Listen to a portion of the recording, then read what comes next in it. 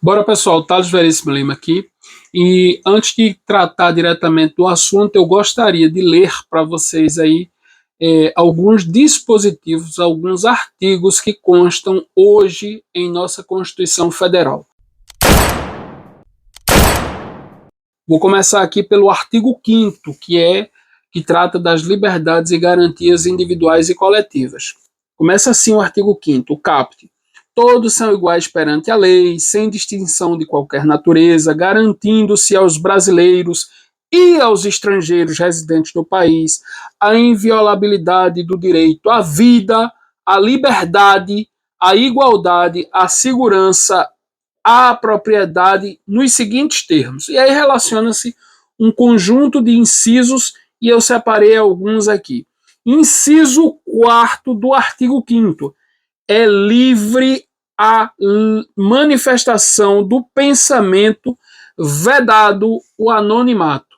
Então quer dizer que a pessoa pode se expressar de qualquer forma, desde que não seja de forma anônima. Entretanto, obviamente, é responsável pelo que se diz, pelo que fala, né? Então, ofendendo uma outra pessoa, obviamente, responderá pelas ofensas que causou.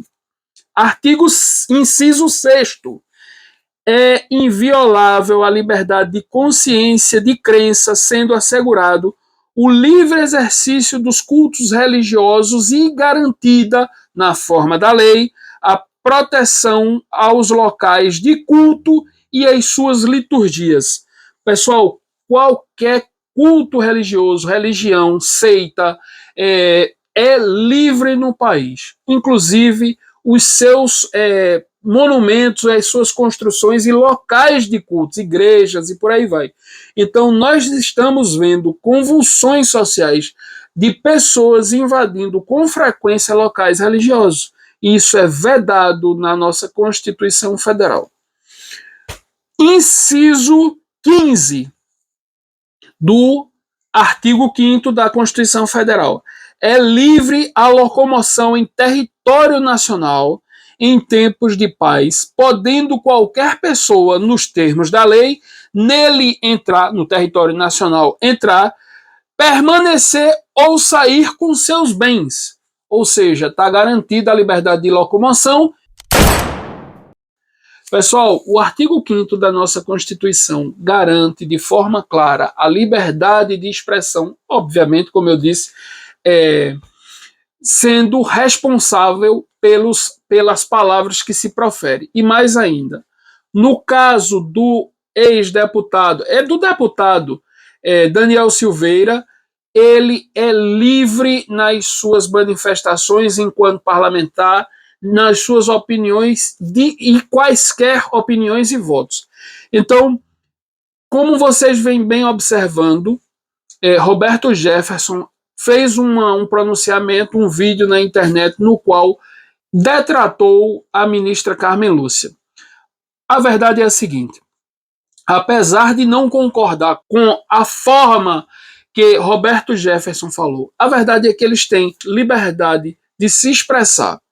E, obviamente, ofendendo, causando ofensa à honra a qualquer pessoa, tem que ser responsabilizado nos termos da lei. E o fato é que no ordenamento jurídico brasileiro não há qualquer tipo de prisão por expressões ou opiniões e manifestações de pensamento.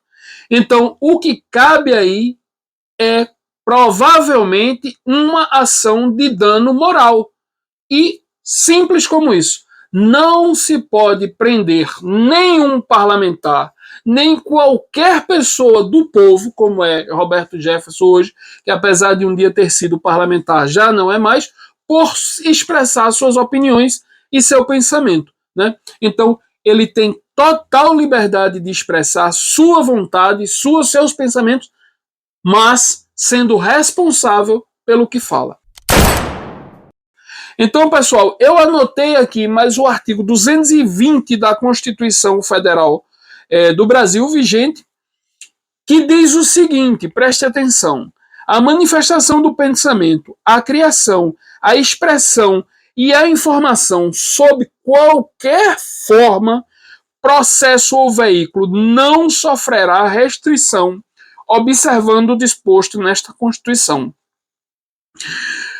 Pessoal, isso é a liberdade de imprensa garantida na Constituição. Como vocês viram, essa manifestação de Roberto Jefferson foi uma reação ao que a ministra, ao voto da ministra que autorizou a censura no país. Como eu disse mais cedo num short, as liberdades começam a ser restringidas primeiro pela liberdade de expressão, porque primeiro se coloca uma mordaça nas pessoas. Tolher a liberdade de falar é a mais fácil, né, de ser retirada. Posteriormente, e muito aproximadamente, passa-se a tolher as liberdades seguintes, como, por exemplo, como eu disse, a liberdade de livre locomoção em território nacional, garantido aqui pelo inciso 15, 15º do artigo 5º da Constituição.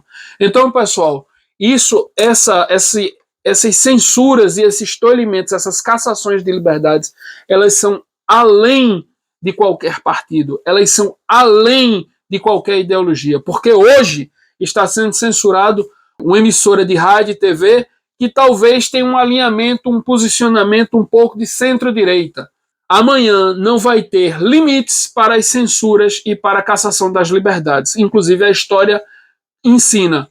Os próprios instituidores de regimes comunistas são os primeiros a serem eliminados. Então, pessoal, como vocês veem, é uma coisa que a gente tem que restringir, não pode ficar simplesmente olhando ou achando interessante porque é no partido ou aliado do adversário.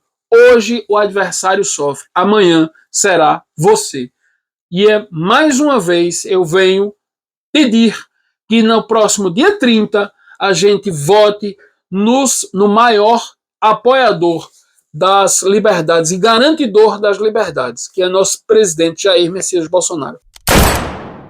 Enquanto a esquerda tenta restringir todos os tipos de liberdade, nós vemos que o presidente Bolsonaro, de outra forma e antagonicamente, garante todas as liberdades, mesmo aos que maltratam e usam essa liberdade para afrontar e denegrir sua imagem com acusações e ilações sem qualquer fundamento. Então, repito, hoje quem vem sofrendo com a cassação das liberdades é a direita, a centro-direita. Amanhã seremos todos nós. Não permita isso. Para mais vídeos como esse, inscreva-se no canal. Um abraço, tchau.